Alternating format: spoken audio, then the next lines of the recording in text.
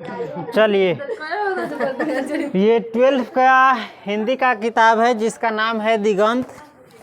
ये जो किताब देख रहे हैं यही ना है, इंटर के सेकेंड ईयर का किताब। इसमें हम आज की वीडियो में क्या जानेंगे, ये जो चैप्टर है ना विषय सूची, इसमें पाठ का नाम और इसके लेखक का नाम जानेंगे। इसमें पाठ का नाम और लेखक का नाम जानेंगे। इस दोनों में से, पाठ के नाम में से और लेखक के नाम में से परीक्षा में लगभग आपको 10 नंबर का क्वेश्चन रहेगा, सोच लीजिए, समझे। इसलिए इसको याद करना बहुत ज़रूरी है। और इसमें आप ये भी जान जाइएगा कि आपको कौन कौन सा चैप्टर पढ़ना है। सबसे पहले ये किताब तो 2 खंड में दिया गया है, एक गद्य खंड है और एक काव्य खंड। गद्य खंड में क्या रहता है, लेख रहेगा या कहानी रहेगा या निबंध रहेगा या नाटक रहेगा या एकांकी रहेगा, कुछ भी रहेगा। और काव्य खंड में क्या रहता है, सिर्फ और सिर्फ कविता रहेगा, ठीक है। तो इसमें हम सबसे पहले गद्य खंड के बारे में जानेंगे। गद्य खंड में आपको टोटल कितना चैप्टर पढ़ना है, 13 गो। और काव्य खंड में भी आपको पढ़ना है 13 गो। तो आइए सबसे पहले गद्य खंड में जो पाठ है और इसके लेखक का नाम है वो जान लेते हैं और थोड़ा बहुत इसको समझ भी लेंगे। आएंगे ना रे अबू ना रे, डेरवा पोठिया सब अबू ने तो बहुत मान मार बार बार समझा देते हैं शांति से रहने के लिए। रे इसके पैना मानम तो मच्छर माछी की तरफ, कोई डिसिप्लिन नाम का चीज़ें नहीं सीखा है। सरिया के पढ़ो शांति से, हल्ला कर पढ़ता है, मारो शांत हल्ला निकालेगी पूरा से। चलिए देखिए, इधर आ जाइए। सबसे पहला चैप्टर इसमें क्या है, बातचीत। इसमें हम किस चीज़ के बारे में जानेंगे, बातचीत के बारे में। और इसके बाद आप जो भी पढ़िएगा उसमें हल्का सा अपना दिमाग भी लगाइएगा। इस नामे से स्पष्ट हो रहा है इस चैप्टर का नाम क्या है, बातचीत। और बातचीत जानते हैं क्या क्या होता है, हम लोग जो दूसरों से बतियाते उतियाते हैं, इसी को ना कहा जाता है। तो इसमें हम बातचीत के बारे में जानेंगे, ठीक है। तो बातचीत के लेखक कौन है ये याद रख लेंगे, ध्यान रखिए, इसको याद रख लीजिएगा, याद रहना ही चाहिए। इसमें भी और सेम इंग्लिश में भी है। इंग्लिश में तो 15 नंबर का आता है लगभग। तो सबसे पहला चैप्टर क्या है, बातचीत। इसके लेखक है बालकृष्ण भट्ट। क्या है, पढ़ने आता है ना, ये भट्ट है। बातचीत के लेखक है बालकृष्ण भट्ट। उसके बाद दूसरा चैप्टर आता है आपका, उसने कहा था। इसमें एक सवाल उठता है, किसने कहा था, उसने कहा था। चैप्टर पढ़िएगा तब पता चलेगा किसने कहा था, और कुछ न कुछ कहा तो होगा ही, वो भी जान जाइएगा। तो उसने कहा था का लेखक है चंद्रधर शर्मा बुलेरी, समझे। उसने कहा था कि लेखक कौन है, चंद्रधर शर्मा बुलेरी। उसके बाद है संपूर्ण क्रांति। क्या है, संपूर्ण क्रांति। संपूर्ण क्रांति का मतलब होता है अभी तक ले देखिए पूरी तरह क्रांति नहीं हुआ है। एक क्रांति हुआ था तो हम लोग अंग्रेज से आज़ाद हो गए, हुए ना, लेकिन अभी भी सब पूरी तरह क्रांति नहीं हुआ है, क्योंकि अभी भ्रष्टाचार है, बेईमानी बहुत ज़्यादा है, घूसखोरी बहुत ज़्यादा है नौकर बनने लगता है मालिक। जैसे सरकार का जितना भी सर्विस देने वाला, सरकार के अंदर जितना भी काम करता है वो पब्लिक की सेवा के लिए है ना, सेवा के लिए। एक प्रकार से नौकर उसको नहीं करना चाहिए, फिर तो हम लोग का सेवक ही हुआ ना, हम लोग का नहीं, पब्लिक का, यानी जनता का रहता है, जनता का सेवा का बनने लगता है मालिक। सरकार के अंदर जितना भी काम करता है सब किसका सेवक है, जनता का। लेकिन सेवक है मालिक की तरफ व्यवहार करता रहता है। चाहे थाना में जाइए, चाहे किसी कोर्ट कचहरी में जाइए, चाहे किसी ऑफिस में जाइए, चाहे स्कूल में जाइए, रोब झाड़ेगा है आपका नौकर और बात करेगा मालिक की तरह। तो इस अभी तक ले पूरी तरह क्रांति नहीं हुआ है। जिस दिन से बेईमानी खत्म हो जाएगा, जैसे कोई वोट में जीत जाता है नेता, और जीत जाता है तो आप लोगों ने उस पद पर बिठाया है, तो वो आपका सेवा करने के लिए बैठा है, लेकिन जाइएगा तो कैसे आँख तरेड़ करके आपको सामने खड़ा भी नहीं होने देगा। पता नहीं कैसा सेवक है, सेवक है मालिके पर भारी पड़ रहा है, उल्टा है वो। चलिए तो इसको भी हम चैप्टर पढ़ेंगे तो इसमें जानेंगे संपूर्ण क्रांति अभी तक हुआ है कि नहीं हुआ है, नहीं हुआ है, और कब होगा जब चैप्टर पढ़ेंगे तब जान जाइएगा। ठीक है। संपूर्ण क्रांति के लेखक है जयप्रकाश नारायण। अर्धनारीश्वर, अर्धनारीश्वर में इसमें शंकर और पार्वती जी के बारे में ये चैप्टर है, उसी के ऊपर ये कहानी है, कहानी नहीं निबंध है।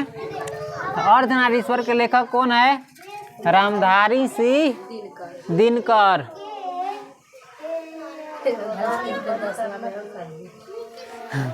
उसके बाद है रोज। क्या है? रोज जानते हैं ना, हम लोग जो घर में रोज का काम करते हैं, रोज जो रोजमर्रा की जिंदगी जीते हैं, समझे, रोज का जो हमारा दिनचर्या बन गया है, यानी रोज हम अपना कैसे बिताते हैं, दिन कैसे बिताते हैं, इसी के बारे में इसमें पढ़िएगा। और ये घर घर की कहानी है लगभग। तो रोज चैप्टर भी हम लोग पढ़ेंगे। रोज चैप्टर के लेखक कौन है? सच्चिदानंद हीरानंद वात्स्यायन अगे। पेशेंट रखिए, इस सारा चैप्टर पढ़ने में बहुत ज़्यादा मज़ा आएगा। उसके बाद है एक लेख और एक पत्र। इसके नाम से भी स्पष्ट है, इसमें एगो लेख है और एगो पत्र है, इसी के बारे में ये चैप्टर है जो भगत सिंह लिखे थे। तो एक लेख और एक पत्र के लेखक कौन है? भगत सिंह। उसके बाद है ओ सदा नीरा, ये संबोधन कारक है, किसी को नहीं जैसे बुलाते ओ इधर आवा, चाहे हे रे गे, तो ऐसा ही एगो वो संबोधन है, लेकिन इसमें आदमी के लिए नहीं है ये संबोधन। ये संबोधन है किसी नदी के लिए। किसके लिए? ऐसी नदी के लिए जिसमें सदा माने हमेशा और नीरा माने पानी। ऐसी नदी के लिए संबोधन है जिसमें हमेशा पानी रहता था, समझा। तो ये चैप्टर किसी नदी के बारे में है। वो सदा नीरा के लेखक कौन है? जगदीश चंद्र माथुर। उसके बाद है सिपाही की माँ। केकर माँ आई? सिपाही की माँ। सिपाही कई गो होइ छै? एगो कि सब है? एक गो होइ छै। सिपाही के नाम में नहीं न ले ले, सीधे कही सिपाही की माँ, यानी किसी एक सिपाही की माँ ना हो करके सारे सिपाही की माँ का जो रोल निभाए। चलो, तो सिपाही की माँ के लेखक कौन है? मोहन राकेश। आप इसको हंस भी सकते हैं, चोर का बाप और सिपाही की माँ। हंसने वाली बात नहीं है, हम थोड़ा सा हंस दिए, लेकिन वैसे ही बोल दिए हैं। सिपाही की माँ के लेखक कौन है? मोहन राकेश। उसके बाद है प्रगीत और समाज। समाज हम लोग जानते हैं, सोसाइटी जिसमें हम लोग रहते हैं, और इस समाज के अंदर बहुरिया सब, चाहे औरत सब, चाहे लेडीज सब, उसको क्या कहते हैं? औरत कहते हैं। ये सब देखता है छठियार में, छठ में, होली में, दीपावली में, चाहे विभिन्न शादी ब्याह में, विभिन्न अवसर पर ये गीत गाती रहती है, लोकगीत जे चलित रहे छू, जे गाना बजाना में वो गीत न रहे, बस वो औरतें जनित रहे, उहे गवित रहे। तो एकरे कहे छी प्रगीत, समझ ले। इसको इंग्लिश में कहते हैं लिरिक। हाँ, बहुत चीज़ में चलता है गाना। चाहे बबे धाम जाइत रहे तो ना गवित रहे, तो गाँव दर देहात में जो गीत चले छौ, औरत सब जो गबै छौ, चाहे जेंट्सों के कह सके, तो ओकरे कहे छी प्रगीत। और प्रगीत और समाज एक दूसरे से जुड़ा हुआ है, समझे। तो इसमें भी हम जानेंगे प्रगीत और समाज के लेखक कौन है? नामवर सिंह। जूठन, जैसा कि इसका नाम से ही स्पष्ट है, जूठ खा करके कोई छोड़ देता है तो वही क्या हो जाता है? जूठ, समझे। और वही कोई खाता है तो उसी को जूठ कहा जाता है। तो जूठन के लेखक कौन है? ओम प्रकाश वाल्मीकि। क्या आप लोग जूठ खाइएगा? नहीं खाइएगा, तो किसी को भी नहीं खाना चाहिए। चले आगे। उसके बारे इस चैप्टर में पढ़ेंगे, बहुत मार्मिक चैप्टर है ये। उसके बाद है हंसते हुए मेरा अकेलापन। हंसते हुए मेरा, लगभग अभी के दौर में है ना, बहुत सारा इंसान अकेलापन से जूझ रहा है, यानी अकेलापन महसूस कर रहा है। तुमको लगता होगा मेला में होने से कोई सबके साथ नहीं हो जाता है। अकेलापन बहुत खराब होता है, ज़िंदगी का बहुत ख़राब स्थिति होता है अकेलापन, समझे। हम इनसे बहुत वर्ष लगभग जूझे हुए हैं, इसका शिकार हम खुदे रहे हैं, पता नहीं इनसे कैसे निकल गए हम। चाहे कोई निकाल दिया ये समझो। तो हंसते हुए मेरा अकेलापन, अकेलापन आदमी जानता है ना, अकेलापन आदमी को जीते जी मार देता है अंदर से। इसलिए कोई ना कोई ऐसा दोस्त होना चाहिए जिसके साथ हम मुंह खोल करके विश्वास करके उस पर बात कर सके। खैर अभी के समय में मिलना मुश्किल है कि नहीं, विश्वास करना बहुत डेंजर है। तो इस स्थिति में भी हम लोग को थोड़ा बहुत जीवन जीने की कला सीखनी चाहिए कि कैसे जीवन जिए ताकि बेहतर बने। और ये वही बता सकता है जिसने ठोकर खाया हो, जिसको अनुभव हुआ हो जीवन के बारे में। जिसको अनुभव है वो तो नहीं बता सकता। यहाँ पर लगभग बहुत सारा इंसान क्या है, अकेला है, लगभग नाम के लिए दोस्त है, यार है, और किसकी इंसान के अंदर क्या चलता है कौन जानता है, कोई नहीं जानता है। तो अकेलापन नहीं रहे तो बेहतर है। अकेलापन का शिकार आदमी बहुत उसके बाद है तिरिच। क्या है, इसके बारे में भी हम पढ़ाएंगे। ई ससुरा जिसको काट लेता है उसको कोई नहीं बचा सकता है। 24 घंटा के अंदर में उसकी मृत्यु होना तय है। आप केमारी बंद कर लीजिए, गेट बंद कर लीजिए, खिड़की बंद कर लीजिए, कुछ भी कर लीजिए, ये आपको छोड़ने वाला एक बार तिरिच से नज़र मिल गया तो आपको चहेट करके किसी न किसी प्रकार से मार ही देगा। बड़ा डेंजर कहानी है, हम ये सुनाएंगे आपको, याद करा दीजिएगा। तिरिच के लेखक कौन है, उदय प्रकाश। और तिरिच कहाँ रहता है, हम लोग अभी अपना यहाँ मठ के बगल में भी रही छू। हाँ, सनगोज एक बड़का रही छू, आगे दिखाएंगे। ये छिया ना बड़ा खतरनाक है जी। चलो उसके बाद है शिक्षा। क्या है, शिक्षा। आपकी किताब में ये भी बहुत अच्छा चैप्टर है। ये आपको हम लोग 12 बरस से मेहनत कर रहे हैं ना शिक्षा ही ना हासिल करने के लिए, और क्या सीखते हैं क्या नहीं सीखते इसी चैप्टर में जानिएगा, समझिएगा किस लिए पढ़ते हैं, क्यों पढ़ना चाहिए, समझे। तो इसमें सीखिएगा। शिक्षा के लेखक है जे कृष्ण। तो इसको हम थोड़ा डिटेल्स में बताएं तो ज़्यादा समय लगा, और हम इसको रटंतु वाला याद करेंगे। रटंतु मतलब कुछ न समझंतु, सीधे रटंतु। तो रटंतु वाला पढ़िएगा तो सीधे याद करते चल जाइएगा। बस बातचीत के लेखक बालकृष्ण भट्ट, जल्दी से याद कर लिए। उसने कहा था कि चंद्रधर शर्मा गुलेरी संपूर्ण क्रांति के जयप्रकाश नारायण अर्धनारीश्वर के रामधारी सिद्धिनकर रोज के सच्चिदानंद हीरानंद वास जे एक लेख और एक पत्र। हाँ, भगत सिंह ओ सदा नीरा जगदीश चंद्र माथुर सिपाही की माँ मोहन राकेश प्रगीत और समाज नामवर सिंह जूठन ओम प्रकाश वाल्मीकि। याद करते हुए जाना है, हम जल्दी जल्दी पढ़ रहे हैं। आप दिमाग में जैसे पढ़िएगा ना तो याद रखते जाइएगा। केना घर में कोई सामान खरीद के लो तो रखी छे, तेना दिमाग में रखते जाना। बातचीत के लेखक कौन है, बालकृष्ण भट्ट। उसने कहा था कौन है, चंद्रधर शर्मा गुलेरी। ठीक है, हंसते हुए मेरा अकेलापन मले। इस प्रकार से आप याद कर लीजिएगा, समझे। तो ये गद्य खंड से था और ये ऑब्जेक्टिव में आता है, समझे। और हम आपको बताएंगे इस तरीका से कि आपको सब्जेक्टिव में भी काम आएगा, समझे, बहुत इजी तरीका से। तो ये उतार लीजिए। इसके बाद हम अगला खंड पढ़ेंगे, काव्य खंड। इससे पहले हम गद्य खंड का देख लिए थे, अब देखेंगे किसको, काव्य खंड को। काव्य खंड में आपको सबसे पहला चैप्टर है कड़बक। क्या है, करबक। सही से बोलो इसको, कड़बक है। ड़ बोलेंगे ड़, चलो कोई बात नहीं। कड़बक। कड़बक के लेखक है मलिक मोहम्मद जैसी। कड़बक के लेखक कौन है, मलिक मोहम्मद जैसी। उसके बाद है पद। पद इसमें दो है ना जी। तो ये पहला पद है किसका, सूरदास का। सूर्यदास है, सूरदास का।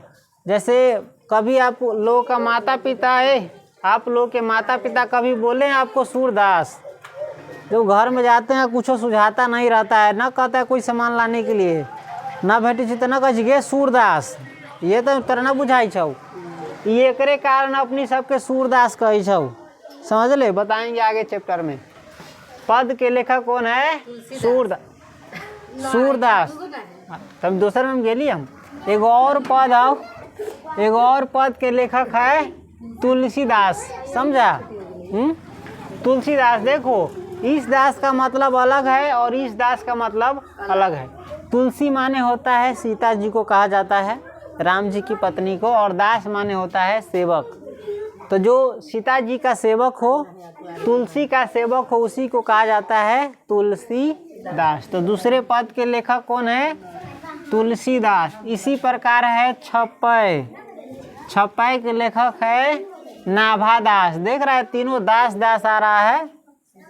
तो पद, पहला पद के लेखक सूरदास, दूसरा पद के तुलसीदास, छपै के नाभादास। उसके बाद है कवित।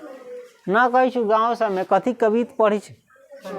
हाँ तो खैर ये बढ़िया कवित है, ध्यान देंगे इस पर। इस कवित का लेखक कौन है? कवित का लेखक भूषण।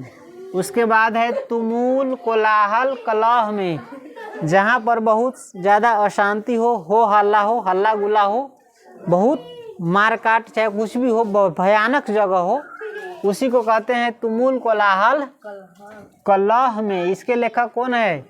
जयशंकर प्रसाद है। कौन है? जयशंकर प्रसाद। तुमुल कोलाहल कलह में के लेखक कौन है? जयशंकर प्रसाद। इसके बाद है पुत्र वियोग। जब कोई किसी से बिछड़ जाता है ना, तो उसी को वियोग कहा जाता है, समझे। और वियोग में बहुत दर्द होता है, तकलीफ होता है। तो इसमें पुत्र से बिछड़ जाती है कौन? लेखिका, समझे। तो पुत्र वियोग के लेखिका कौन है? सुभद्रा कुमारी चौहान। पुत्र वियोग की लेखिका सुभद्रा कुमारी चौहान। उसके बाद है उषा। उषा एगो नाम भी होता है। इस उषा का अर्थ होता है सवेरा। जब सवेरा होता है, भोर होता है, तो भोर का समय कैसा होता है, उसी के बारे में हम पढ़ेंगे उषा में, ठीक है। तो उषा के लेखक कौन है? शमशेर बहादुर सिंह। इसके बाद है जन जन का चेहरा एक। जन जन यानी लोग, सबके, दुनिया में जितना भी लोग है, जितने भी लोग हैं, सबका चेहरा कैसा है? एक ही जैसा है। तो उसी के बारे में कह रहा है। जन जन का चेहरा एक के लेखक है गजानन माधव मुक्ति बोध। अधिनायक कहते हैं हीरो को। अधिनायक किसको कहा जाता है? और खलनायक कहा जाता है गुंडा को। तो इसमें अधिनायक के बारे में पढ़ेंगे। तो अधिनायक के लेखक है रघुवीर सहाय। इसमें भी बहुत चीज़ आप सोचिएगा, जानिएगा। 15 अगस्त और 26 जनवरी को जो जयकारा लगाना जाते हैं, किसका लगाने जाते हैं जयकारा, इसी के बारे इसमें पढ़ेंगे। अधिनायक के लेखक है रघुवीर सहाय। उसके बाद है प्यारे नन्हे बेटे को, यानी छोटका जो बेटा रहे छे गोदी में खेले वाला, चाहे कान्हा पर बैठे वाला, उ कितना प्यारा रहे छे, तो वे कहे छे प्यारे नन्हे यानी छोटा बच्चा बेटा को, समझे। तो प्यारे नन्हे बेटे को एक लिखा गया है, प्यारे नन्हे बेटे को लिखाएगा, समझा। तो प्यारे नन्हे बेटे को लेखक कौन है? विनोद कुमार शुक्ल। 10वां में इसका चैप्टर एक आता है मछली, वो पढ़े होइएगा, ध्यान है, इसी का है, विनोद कुमार शुक्ल का। इसके बाद है हार जीत। कौन सी? हार जीत मतलब जब लड़ाई होता है तो किसकी हार होती है और किसकी जीत होती है, इसी के बारे में पढ़िएगा। तो हार जीत के लेखक कौन है? अशोक वाजपेयी। और गांव का घर, कहाँ के घर? शहर के घर। इसमें किसके बारे में पढ़ेंगे? गांव का जो घर होता है उसके बारे में। और गांव के घरे जानबे करते हैं कैसे जाते हैं, देरी पड़ जाते हैं, मुंह फोड़ फाड़ के जाते हैं, अपन न जाए केकरो घर। हाँ चलो, तो गांव के घर के लेखक कौन है? ज्ञानेंद्र पति। चलो, अगर इसको जल्दी में याद करेंगे तो ऐसे याद करेंगे। कड़बक के मलिक मोहम्मद जायसी, पद के सूरदास, पद के तुलसीदास, छपै के नावादास, कबीत के भूषण, तुमुल कोलाहल कलह में जयशंकर प्रसाद, पुत्र वियोग सुभद्रा कुमारी चौहान, उषा शमशेर बहादुर सिंह, जन जन का चेहरा है गजानन माधव मुक्ति बोध, अधिनायक रघुवीर सहाय, प्यारे नन्हे बेटे को विनोद कुमार शुक्ल, हार जीत अशोक वाजपेयी, गाँव का घर ज्ञानेंद्र पति। इस प्रकार से इन सभी को क्या करेंगे? याद कर लेंगे। और बारी बारी से हिंदी का जो किताब है उसके सारे चैप्टर को पढ़ेंगे और समझेंगे और भूल जाएंगे, याद रखेंगे। याद। हाँ।